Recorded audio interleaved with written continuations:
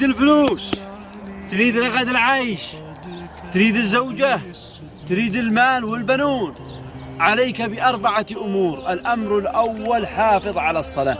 يقول الله سبحانه وتعالى: وأمر أهلك بالصلاة واصطبر عليها لا نسألك رزقا نحن نرزقك، فمن حافظ على صلاته رزقه الله. الأمر الثاني أكثر من الاستغفار. يقول الله سبحانه وتعالى: فقلت استغفروا ربكم إنه كان غفارا يرسل السماء عليكم مدرارا ويمددكم بأموال وبنين ويجعل لكم جنات ويجعل لكم أنهارا.